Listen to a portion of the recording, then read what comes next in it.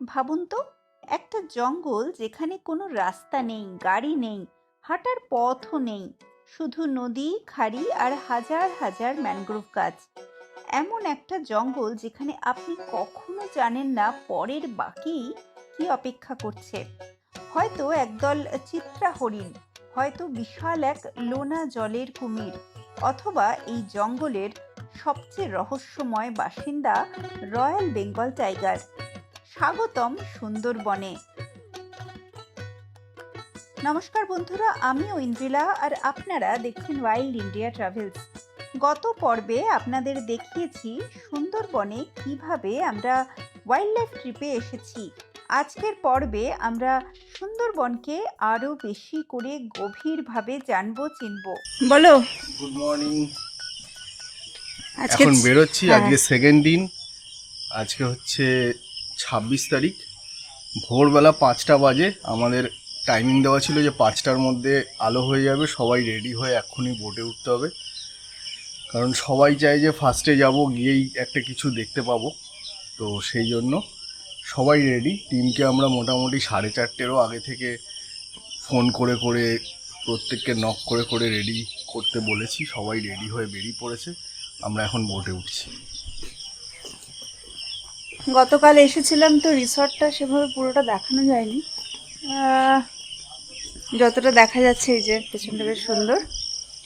তো আমরা রুমে একটুখানি চা খেয়ে নিয়েছি, কিন্তু এখন বোটে উঠে আর কি টি ব্রেকফাস্ট সব শুরু হবে। কালকে যা প্রচণ্ড বৃষ্টি ছিল, মানে আমরা যখন ঢুকছি তখন এই জায়গাটা আর কি পুরো সাদা হয়ে গেছিল। কি সুন্দর সানরাইজ দেখা যাচ্ছে ভাবেস তো। সুন্দরবন গড়ে উঠেছে গঙ্গা, ব্রহ্মপুত্র ও মেঘনা নদীর বিশাল বদ্বীপ অঞ্চলে। এই তিনটি নদী প্রতি বছর হিমালয় থেকে কোটি কোটি টন পলি বয়ে নিয়ে আসে।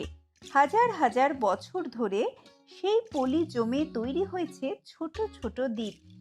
আজ এই বদ্বীপ পৃথিবীর সবচেয়ে বড় ডেল্টা। সুধর্ণখালী ওয়াচ টাওয়ারে নামলাম আমরা। এখন কিছুটাই এসেছি, 6:45 বাজে। সকাল সকাল এসেছি এখানে, যদি কিছু বন্যপ্রাণের দর্শন মেলে সেই আশায়, কারণ বেলা হয়ে গেলে এখানে প্রচুর ট্যুরিস্ট চলে আসেন। তো সেই জন্য আর কি পাখি বা পিট ভাইপার এগুলো দেখতে পাওয়ার চান্সেস কম থাকে। দেখা যাক এখন পাওয়া যায় কিনা। আমরা ওই এরিয়াটা ধরে আর কি হাঁটছি। এই জায়গাটায় প্রচুর ম্যানগ্রোভ গাছ আছে এবং ম্যানগ্রোভ গাছগুলো দেখতে দেখতে যাওয়া যায়। আমি জানি না এখানে এখন দেখা যাবে কিনা। আচ্ছা, এখানে না ম্যানগ্রোভ গাছ প্রচুর রয়েছে, এইগুলো আর লেবেলিং করা আছে। যেমন এইটা একটা লেখা আছে কৃপা। আমরা তো ইউজুয়ালি এটা শুনি না, আমরা ওই গর্জন গেওয়া ওইগুলোই শুনি। তো হ্যাঁ, মানে কেউ দেখতে পারে না আর কি এখান থেকে।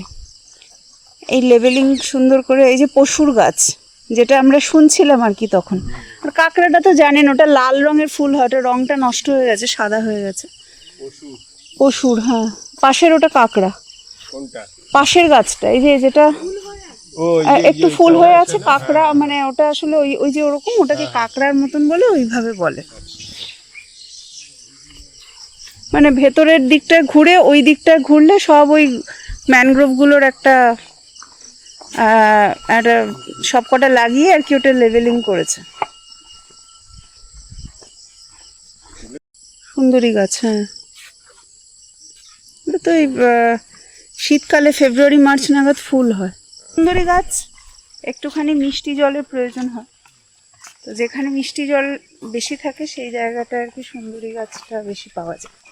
সেই জন্য বাংলাদেশের দিকে সুন্দরবনে সুন্দরী গাছের পপুলেশন বেশি।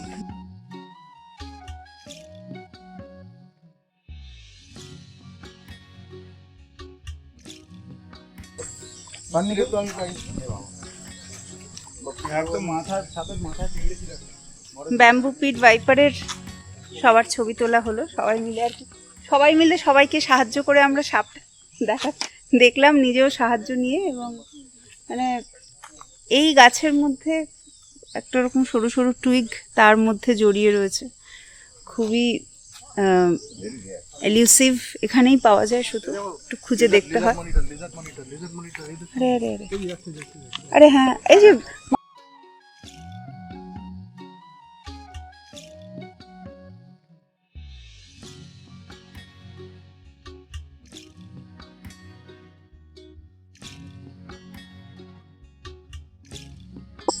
এটা হচ্ছে গোলপাতা গাছ।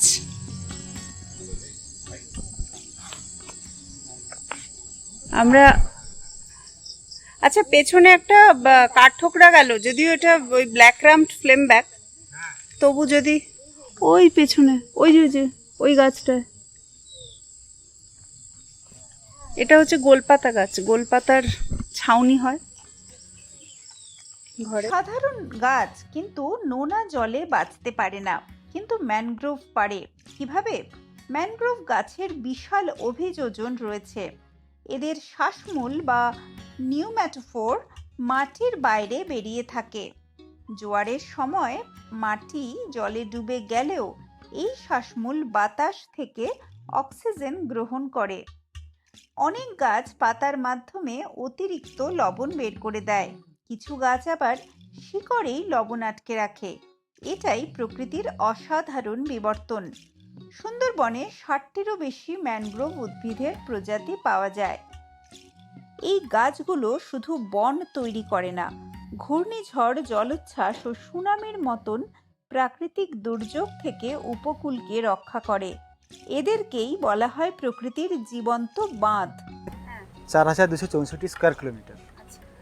এর মধ্যে দুটো পার্ট, একটা হচ্ছে সুন্দরবন টাইগার রিজার্ভ আর একটা ডিভিশনাল ফরেস্ট। এই সুন্দরবন টাইগার রিজার্ভের এরিয়ার মধ্যে কিন্তু 2585 স্কোয়ার কিলোমিটার। এর মধ্যে 3টে জোন, কোর, বাফার এবং স্যাংচুয়ারি, এবং সবচেয়ে ছোটো এরিয়া কিন্তু স্যাংচুয়ারি। মানে 2585-র মধ্যে আমরা কিন্তু ঘুরছি 363 বা 62। এই 363-62 স্কোয়ার কিলোমিটার মধ্যে যে জোনটা, সেই জোনেই স্যাংচুয়ারি জোন, এটাই আমরা ঘুরছি। এর মধ্যে পীরখালি বলে একটা ব্লক, এই পীরখালি ব্লকের 7টা কম্পার্টমেন্ট, এই 7টা কম্পার্টমেন্টেই আমরা ঘুরছি, এর বাইরে কিন্তু আমরা যাচ্ছি না। এই স্যাংচুয়ারি শেষ। আচ্ছা,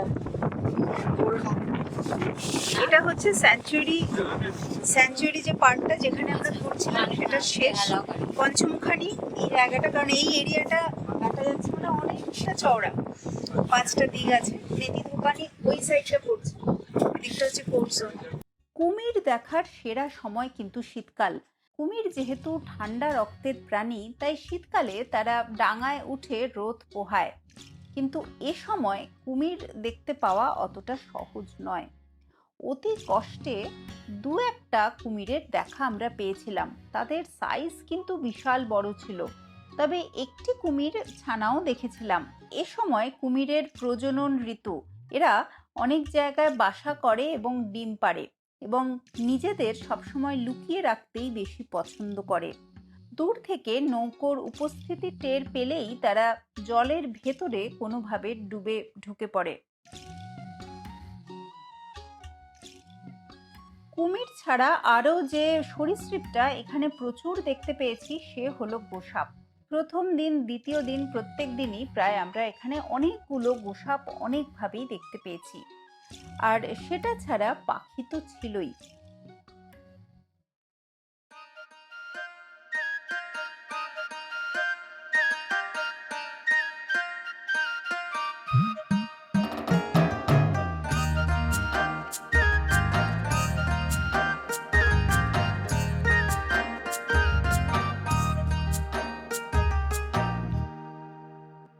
আমি মনের মানুষ পেলাম কই, প্রাণ খুইলা দুটো কথা কই। আমি মনের মানুষ পেলাম কই, প্রাণ খুইলা দুটো কথা কই। ওই রে আশার গাছে তুইলা দিয়া কেড়ে নেয় রে বাঁশের মই। আশার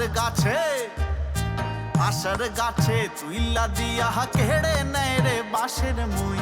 প্রাণ খুইলা দুটো কথা কই, আমি মনের মানুষ পেলাম। সুন্দরবন বায়োস্ফিয়ার রিজার্ভ এত বড়, আর এখানে এত রকমের পাখি পাওয়া যায় যে ভাবনার অতীত। সুন্দরবনে ওয়াইল্ড লাইফ ট্রিপেও কিন্তু প্রচুর খাওয়া দাওয়ার অবকাশ থাকে। বোটে করে যখন অনেকটা সময় আমরা নদীর বুকে ঘুরে বেড়াচ্ছি, সেই সময় মাঝে মধ্যেই খিদে পেয়ে যায় এবং তখনই খাবার দাবার একেবারে সামনে চলে আসে।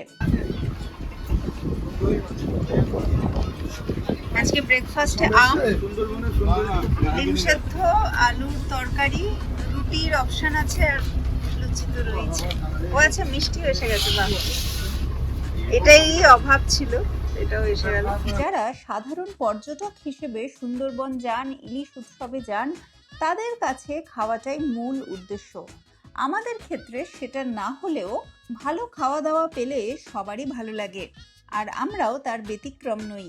প্রতিদিনই আমরা এরকম একটা নতুন নতুন ব্রেকফাস্ট আইটেম এবং নতুন নতুন লাঞ্চ ট্রাই করে দেখেছি। কোনোদিনও কোনো মেনু কিন্তু রিপিটেশন হয়নি, এটা একটা বড় ব্যাপার। এই বাবা খেয়ে নাও।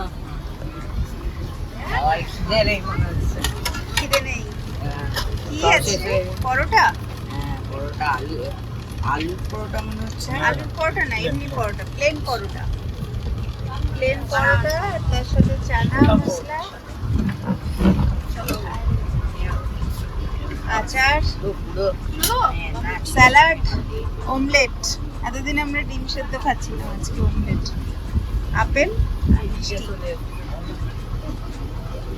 কটা বাজে? আচ্ছা, তাড়াতাড়ি 7:30টায়।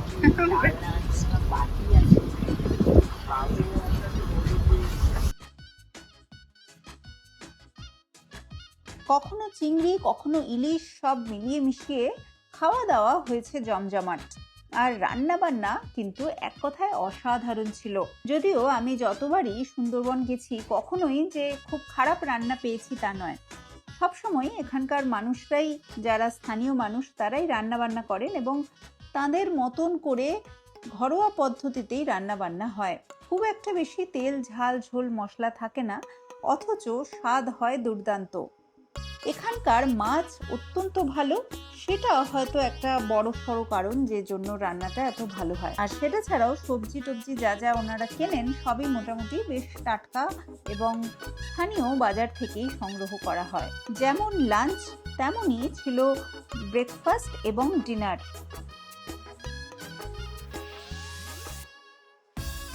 সকালবেলা চা থেকে শুরু করে আমাদের বোটে সারাদিনের খাওয়াটা হলেও বিকেলবেলা স্ন্যাক্স আমরা কিন্তু কখনো কখনো বোটে করেছি, আবার কখনো কখনো আমরা রিসর্টে ফিরে করেছি। রাত্রিবেলা আমরা রিসর্টেই থাকতাম এবং খেতাম। রাতের বেলা বেশিরভাগই ভাত, ডাল, চিকেন ইত্যাদি থাকতো। একদিন ফ্রাইড রাইস এবং চিলি চিকেনও খেয়েছিলাম। সুপ্রভাত, আজকে 27 তারিখ, শনিবার, 27শে জুন। আমাদের ট্রিপের আজকে তৃতীয় দিন। আমরা এখন যাচ্ছি, বোটে উঠছি। গতকাল যে খুব একটা ভালো সাইটিং হয়েছে তা না, কুমির দেখেছি, গোসাপ দেখেছি। এবার এখন আজকে ওয়েদার মোটামুটি ক্লিয়ার, বেরোচ্ছি সকালবেলা। সবসময় মনে আশা থাকে যে কিছু একটা দারুণ সাইটিং হবে, দেখা যাক কী হয়। আমাদের এই ট্রিপ হয়েছিল জুন মাসের 25 থেকে 28।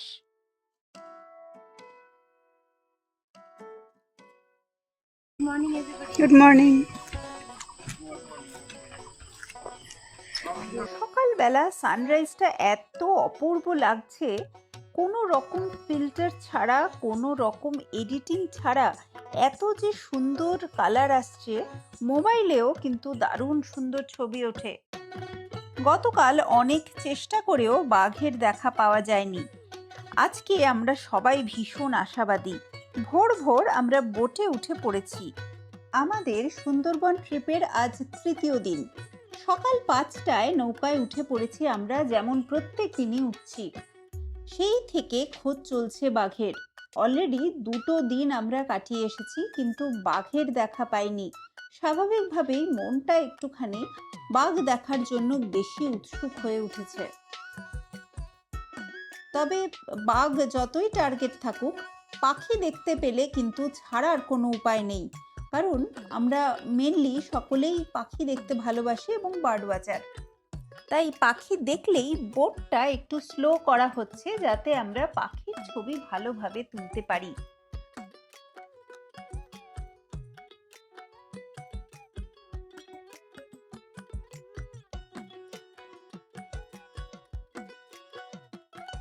চোরাগাজী খালের কাছে এসে যে ফরেস্টের ওয়াচ টাওয়ার রয়েছে সেখানে নৌকো একটু ধীর হয়েছে। এখানে বেশ ভালোই বার্ড ওয়াচিং হচ্ছে। 5টা শিকরা অর্থাৎ তিকড়েবাজ, একটা শঙ্খচিল অর্থাৎ ব্রাহ্মণী কাইট আর একটা সিন্ধু ঈগল মানে হোয়াইট বেলিড সি ঈগল উঠছে আকাশে। সবাই সেদিকে দেখছে এবং মাঝে মাঝে তার ছবিও তুলছে। আমরা বেশ এক্সাইটেড সবাই, কারণ এতগুলো পাখি একসাথে দেখতে পেয়েছি। আজকে সকাল থেকেই পাখির লাকটা আমাদের একটু বেশি ভালো। খানচারেক মদনটাক গম্ভীর মুখে বসে আছে সেখানে, সেটাও দেখলাম। আমরা তো সুন্দরবনে এসেছি এই বর্ষাকালে মেনলি পাখি দেখারই জন্য, তাই আমাদের মুড ভীষণ ভালো আর খুবই খুশি হয়ে আমরা ফটাফট ছবি তুলে যাচ্ছি।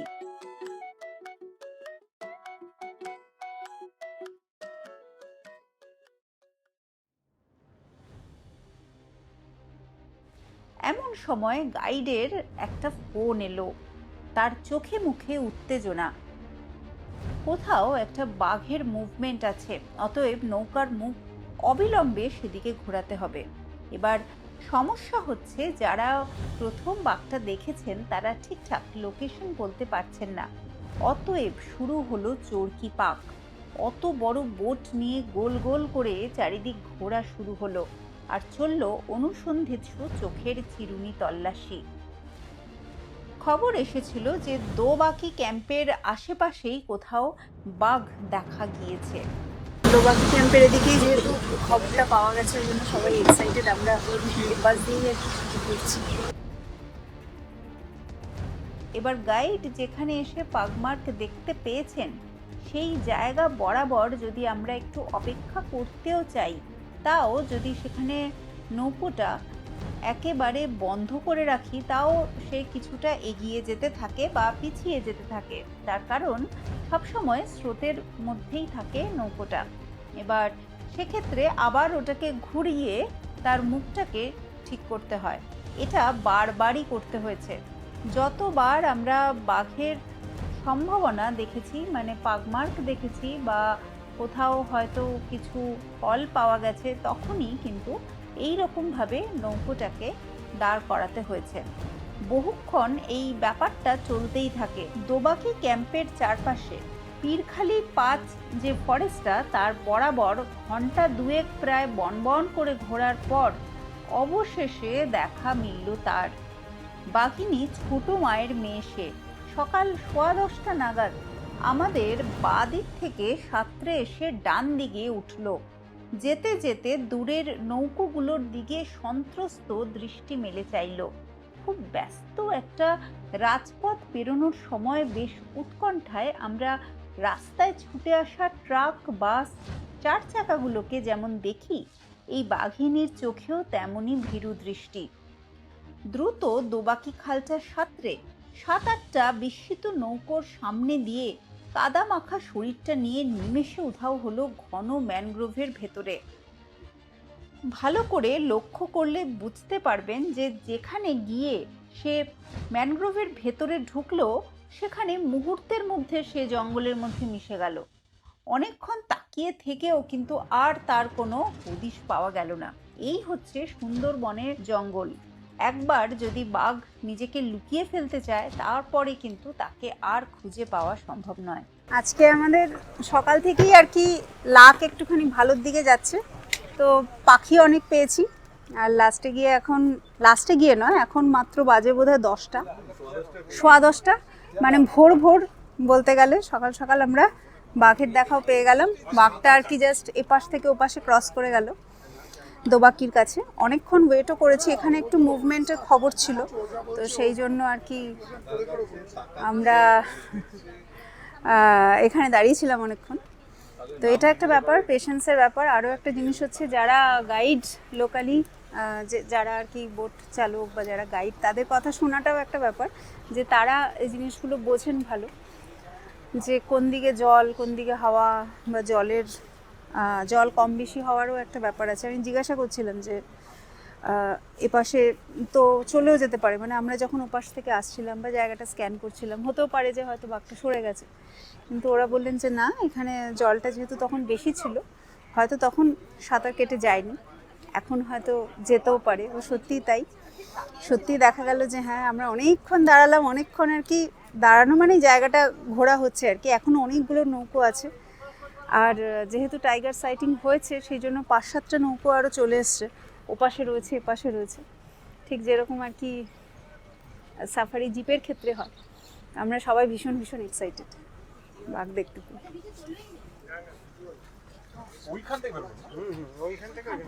কেমন লাগলো বাঘের এক্সপিরিয়েন্স? অসাধারণ, একদম একদম। আমি এই প্রথম বাঘের সাঁতার কাটা দেখলাম সুন্দরবনে। এর আগে আমি 3-4 বার এসেছি, কিন্তু বাঘ তো দেখিনি, সাঁতার কাটাই প্রথম দেখলাম। দারুণ।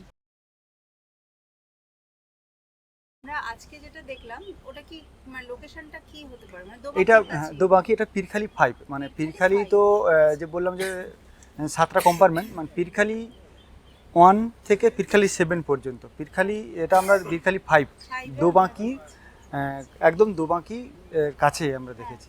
দোবাকি যে ক্যানোপি ওয়াক আছে বা ওয়াচ টাওয়ার আছে, দোবাকি ওয়াচ টাওয়ারের কাছেই তো আমরা দেখলাম। এখানে কি বেশিরভাগ দেখা যায় না ওরকম? না, এরকম কোনো ঠিক নেই, তবে বাঘ তো সমস্ত জঙ্গলে থাকে, তো ওর তো নিজস্ব টেরিটরি থাকে, প্রত্যেকটা বাঘের একটা টেরিটরি থাকে, সেই টেরিটরি অনুযায়ী কিন্তু বাঘ মুভমেন্ট করে। সুন্দরবনে তো 100-এর বেশি বাঘ আছে।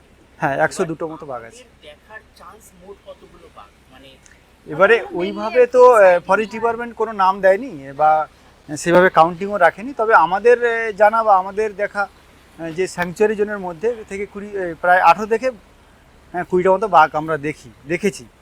এবারে সেই বাঘের টেরিটরি অনেক সময়, নিজস্ব জোন থাকে। হ্যাঁ, প্রত্যেকটা বাঘের একটা এরিয়া থাকে। হ্যাঁ, এবার সেই জন্য বলছি, এবার আমরা যতটা স্যাংচুয়ারি পোর্শনে ঘুরি, তার মানে আমাদের বাঘ দেখার সংখ্যা হচ্ছে 18 থেকে 20, এর মধ্যেই আমরা বাঘগুলোকে দেখতে পাবো। এর মধ্যেই বাঘ দেখতে পাবো। এর মধ্যে যে জোনটায় আমরা মানে দেখা যাচ্ছে কিছু অংশ, একটা ধরুন বাঘের কিছু অংশ এরিয়া আমাদের এই এরিয়ার মধ্যে পড়ে যাচ্ছে, বাদ বাকি কিন্তু আমাদের নন ট্যুরিজমের মধ্যে পড়ে যাচ্ছে। সেখানে কিন্তু আমরা জাস্ট কোনো কারণে কোনো দিন দেখলাম একটা বাঘ দেখলাম, কিন্তু অনেক দিন তাকে দেখতেই পেলাম না।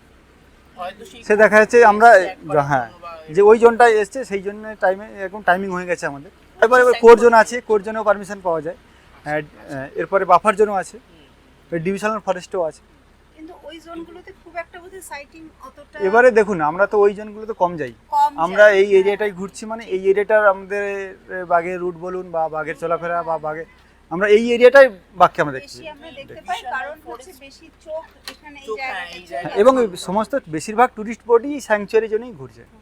সেখানে দেখা যাচ্ছে কোনো দিন 10টা বোটের সাইটিং হচ্ছে, কোনো দিন কোনো বোটের সাইটিং হচ্ছে না, কিন্তু এই এরিয়ায় এতগুলো বাঘ আছে। মানে আমাদের ফরেস্টে কি বাঘ দেখা যায়? হ্যাঁ হ্যাঁ হ্যাঁ হ্যাঁ, ভালো সাইটিং হয়।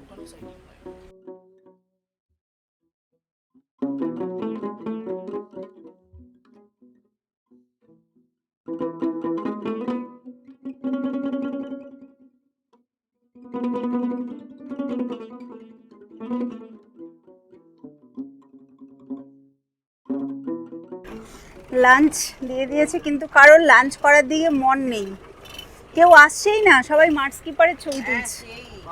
কি অদ্ভুত, বাঘ দেখে পেট ভরে গেছে না রে? কি কি আছে? আমিও ভুলে গেছিলাম, আমি ভাত খাইনি। এ মা,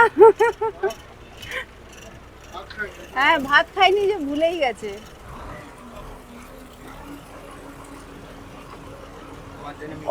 ওর জন্য একটা, হ্যাঁ হ্যাঁ, ওর আর ওর বাবার জন্য আজকে হচ্ছে স্যালাড, রাইস, ডাল, আলু ভাজা, একটা মিক্স ভেজ নিরামিষ যাদের তাদের জন্য। এটা বোধহয় আলু আর ঝিঙে পোস্ত, আর সেই মহান চাটনিটা যেটা কালকে সবাই এত ভালো বলেছে ওই জন্য আজকে এক বাটি বানিয়েছে। এটা আলাদা চাটনি? ও আচ্ছা আচ্ছা, পেঁপের চাটনি। আর এটা চিংড়ি। এখানে কি চিংড়ি পাওয়া যায়? বাগদা গলদা দুটোই পাওয়া যায়? আচ্ছা, এটা কি? এটা বাগদা চিংড়ি। দেখাই একবার সাইজটা। এই যে বেশ প্রন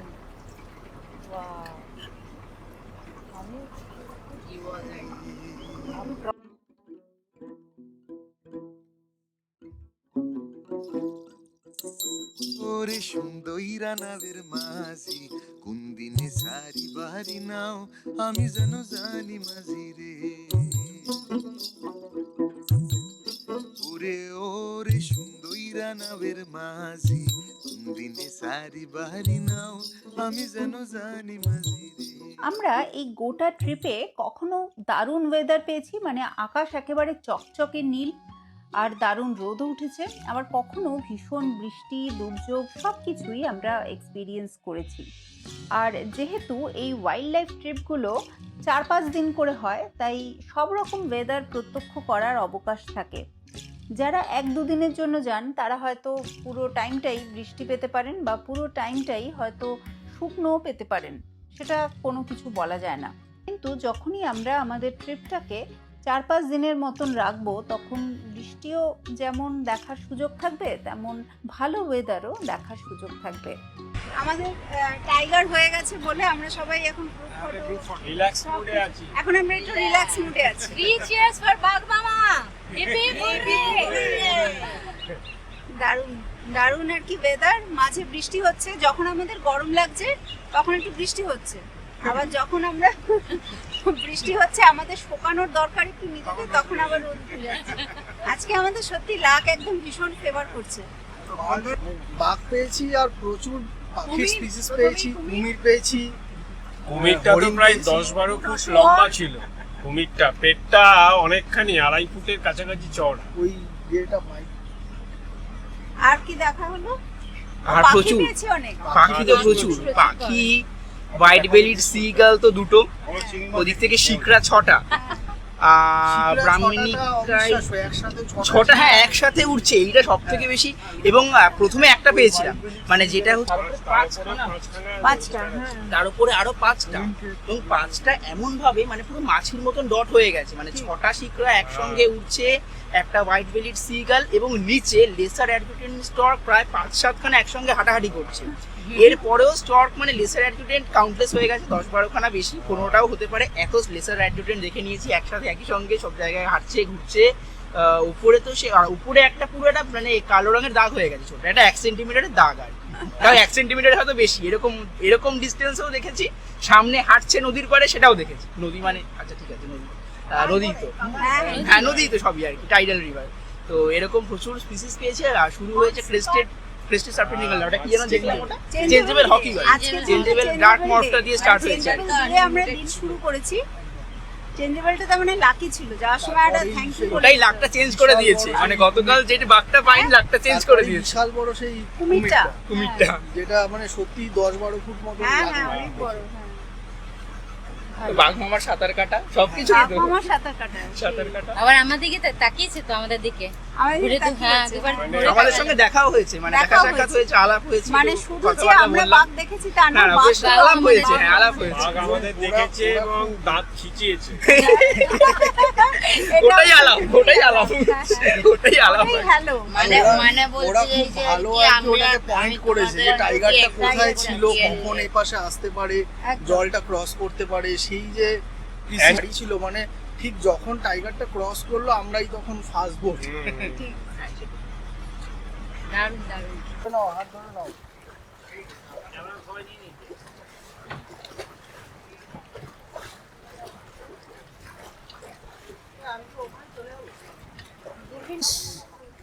কঠিন, অনেকটা ভেঙে গেছে এই ঘাটটা, বালি আইল্যান্ডের মধ্যেই। আমরা এখানে একটু প্যাঁচা দেখতে এসেছি, যদিও এখনো রাত হয়নি। প্যাঁচা অন্ধকারে দেখে, কিন্তু যেহেতু বর্ষাকাল এবং সাপের উপদ্রব আছে, মানে নেমেই দেখছি এখানে সাপের একটা সাইনবোর্ড দিয়ে রেখেছে। তো এখানে সাপ আছে বলে সেই কারণে আর কি এখানে রাত্রিবেলা আসা যাবে না। তো আমরা সকাল সকালই যেটুকু, আরে মন্টুদা বলতে বলতেই যে মন্টুদার এখানে তখন নেমেছে। এটা কত ভেঙে গেছে ঘাটটা বাবা। বালির যে গ্রামটা সাথে সাথে গ্রাম ঘোরাও হচ্ছে এবং কিছু প্যাঁচার যদি দেখা পাই তাহলে সেটা হবে।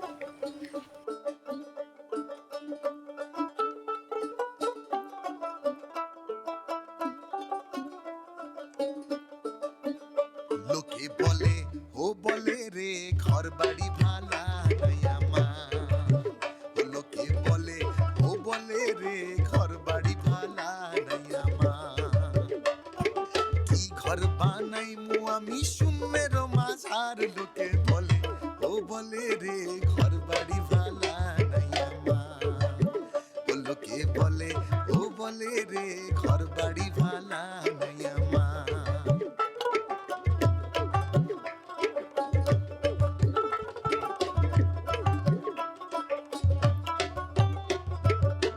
ভালা করে ঘর বানাইয়া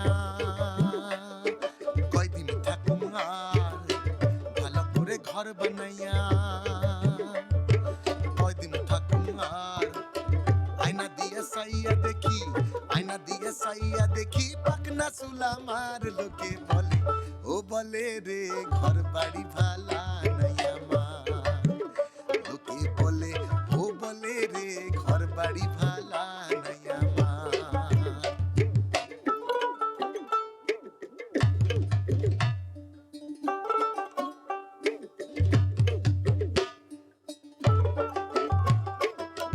সুপ্রভাত বন্ধুরা, 28শে জুন আজকে রবিবার। আজকে আমাদের এই 4 দিনের ট্রিপের শেষ দিন।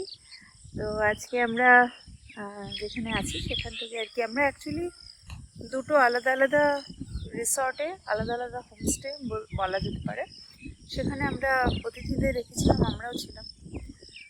তো কালকে আমরা ছিলাম আসলে আগে যেটা জেডি ক্যাম্প ছিল সেই রিসর্টে আমরা আগে ছিলাম।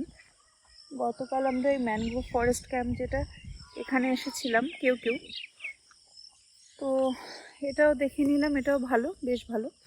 তবে ঘাট থেকে ওই মিনিট 5 মতন হাঁটা ডিস্টেন্স। আজকে আমরা চেক আউট করে এখান থেকে সবাই মিলে বেরিয়ে যাচ্ছি, ওই রিসর্ট থেকেও এই রিসর্ট থেকেও বেরিয়ে আমরা এবার বোটে যাচ্ছি, বোটে উঠবো। এই যে সামনে ওরা আমাদের লাগেজগুলো নিয়ে যাচ্ছে। তো গতকালের দারুণ সাইটিংয়ের পর আজকে আমরা সবাই আর কি একদম টকবক করে ফুটছি, দেখি যে কি পাওয়া যায়। ভীষণ এক্সাইটেড, দেখা যাক। আজকে সকাল থেকে আকাশটা একটুখানি মেঘলা মেঘলা, যথেষ্ট ক্লাউডি, মনে হচ্ছে একটু বাদেই বোধহয় বৃষ্টি নামবে, বৃষ্টি আজকে হবে মনে হচ্ছে। তো দেখা যাক কি হয়। আজকে প্রথম থেকে একটু মেঘলা। হ্যাঁ, গুড মর্নিং। Good morning. আমায় ভাষাইলি রে, আমায় ডুবাইলি রে, অকুল দরিয়ার বুঝি ভুল নাই রে, চাহে আধি আয় রে, চাহে মেঘায় রে, অকুল দরিয়ার বুঝি ভুল নাই রে, আমায় ভাষাইলি রে, আমায় ডুবাইলি রে, 9টা নাগাদ দোবাকি ক্যাম্পে নামলাম। এমনি আজকে সকাল থেকে আমাদের একটুখানি বৃষ্টিটা একটু বেশি হচ্ছে বলে, বৃষ্টি বেশি হচ্ছে না, মানে নিম্নচাপে যেরকম ইলশেগুড়ি বৃষ্টি হয় ওরকম চলছে। তো সেই জন্য আর কি সাইটিংটা একটু পুয়ার, মানে খুব একটা যে বেশি পাখি দেখেছি বা এরকম তা নয়। তবে ওই আর কি আড্ডা মারতে মারতে, গল্প করতে করতে, খাওয়া দাওয়া করতে করতে এসে পৌঁছলাম এই দোবাকির কাছেই। যেহেতু কালকে টাইগার দেখেছি ওই জন্য আমরাও আর কি এখানটা একটু বেশি ঘুরঘুর করছি। না, দোবাকির এটা আমরা এর মধ্যে এই কদিন আসার টাইম পাইনি, কারণ আমাদের এমন একটা শিডিউলের মধ্যে আমরা চলি যে বারবার বিভিন্ন রকম পাখি পাচ্ছি, ভাবছি এটা তুলে নিই ওটা তুলে নিই, একটুখানি টাইগার সাইটিংয়ের চেষ্টা করছি। তো এই করতে গিয়ে এই ওয়াচ টাওয়ারগুলো অনেক সময় আসাই হয় না। মানে এখানেও টাইগার পাওয়া যায় কিন্তু কম, বা অন্যান্য সাইটিংও হয়। তো অনেকেই আসার আগে আমাদেরকে জিজ্ঞেস করছিলেন যে আমরা কি সবকটা ওয়াচ টাওয়ারে ঘুরবো কি না। তো আলটিমেটলি সেগুলো ঘোরা হয়েছে, কিন্তু হ্যাঁ মানে সুধন্যখালি আর দোবাকি এই দুটো দেখলাম, এগুলো তো নামলামই, এই দুটো। হ্যাঁ, আর বাকিগুলোর আশেপাশে আমরা সেই বার্ডিং করার জন্য ঘুরেছি, বা টাইগারের জন্য আমরা আলাদা করে সেখানে ট্রাই করছিলাম, বিভিন্ন জায়গায় জায়গায় গিয়ে দাঁড়িয়েছি। কালকে তো আমরা এই দোবাকির ক্যাম্পের জাস্ট পাশেই আর কি বনবন করে ঘুরছিলাম হ্যাঁ, আমাদের কিন্তু দোবাকিতে বোটটা আমরা নিয়ে। ভেতরে নামিনি। আজকেই নামলাম।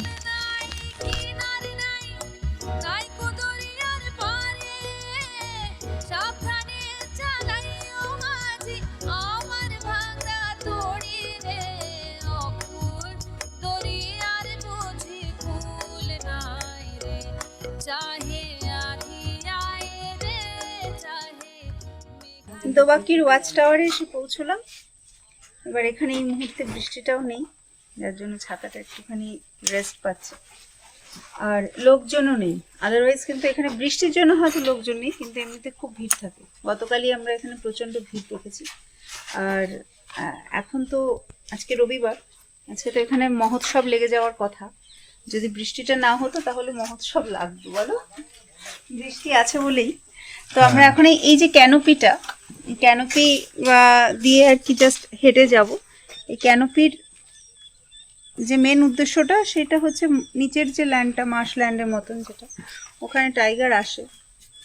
যদি কারোর ভাগ্য ভীষণ বেশি ভালো থাকে তাহলে সে ওখানে দেখতে পায় টাইগার।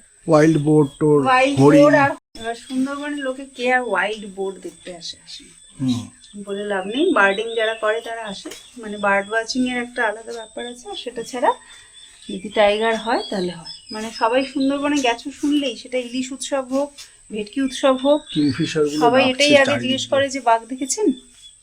যদি দেখেন তাহলে পাস, যদি না দেখেন তাহলে একদম ও আচ্ছা আমরাও দেখিনি, বা আমরা আমাদের অমুকের অমুক দেখেছিল, এরকম একটা কথা বলি। ঠিক আছে, অনেকে তো বিশ্বাসই করতে চায় না যে সুন্দরবনে সত্যি মানে বাঘ আমি পাওয়া সব যায়। জায়গায় যে পোস্ট করছি সোশ্যাল মিডিয়াতে, অনেকে বিশ্বাস করছে না। আবার যারা ওয়াইল্ড লাইফার তারা বিশ্বাস করছে, কারণ তারা তো জানে যে কি নিউজ প্রত্যেক দিনের আপডেট থাকে। যারা ওয়াইল্ড লাইফার, যারা ওয়াইল্ড লাইফ ট্রিপ করে রেগুলারলি, বা না করলেও অ্যাটলিস্ট খোঁজ খবর রাখে, তারা সব কিছু জানে। তারা অবিশ্বাস করবেন না কেউ। যারা সাধারণ মানুষ তারা আর কি ভাববেন যে এটা বোধহয় সত্যি নাও হতে পারে। ঠিক আছে, কাউকে বিশ্বাস করানোর কোনো দাবি নেই, আমরা দেখে নিয়েছি। আর আজকের দিনটাও হতে পারে যে আমরা মানে অতটা হচ্ছে না, আমাদের বার্ডিং কম হচ্ছে, কিন্তু এনজয়মেন্ট ফুল অন হচ্ছে। খুঁজছি খালি এখানে এই যে ফিডলার্স ক্র্যাবগুলোর একটা ইয়েলো ভার্সন আছে, ওটা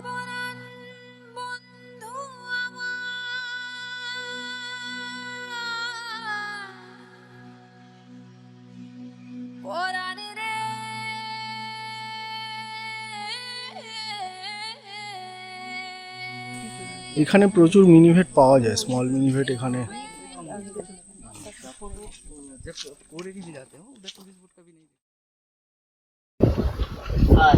আজকে শেষ দিনের লাঞ্চ হচ্ছে ভাত, ডাল, স্যালাড তো আছে, স্যালাড আর দেখাচ্ছি না, বেগুন ভাজা, আলু পটলের তরকারি, আর ইলিশ মাছের ঝোল, ইলিশ সর্ষে, একটু দেখাই, সর্ষে ইলিশ। সর্ষে ইলিশ, এই যে গাঢ় করে না পানি, পাতলা পাতলা একদম। আর সেটা ছাড়া ওদের একটা বিখ্যাত চাটনি আছে, ওদের চাটনিগুলো ভীষণ ভালো হচ্ছে, কালকেও খুব ভালো। আচ্ছা কথা বল। আর এই পাপড় একদম।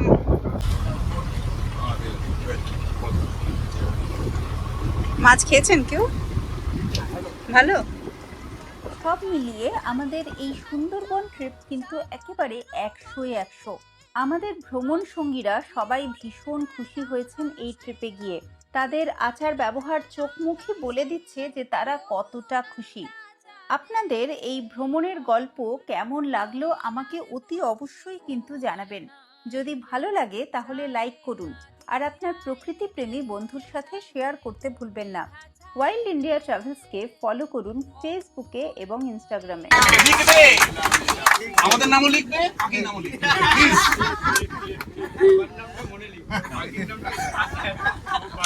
আর গ্রুপে দুজন মহিলা আছেন, তাদের জন্য থ্যাংক ইউ সো মাচ। আলহামদুলিল্লাহ।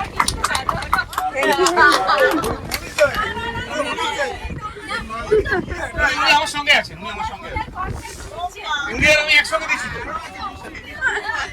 শেষ করছি মুদ্রণে সমাপন করে।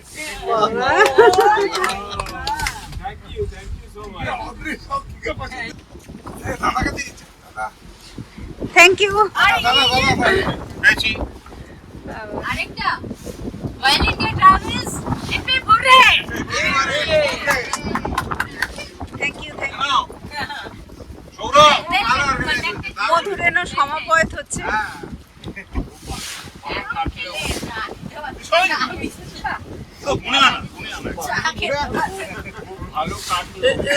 লাস্ট মোমেন্ট অবধি এই ট্রিপটা হবে কি হবে না, হবে কি হবে না, এরকম হচ্ছিল। সেই and very well conducted.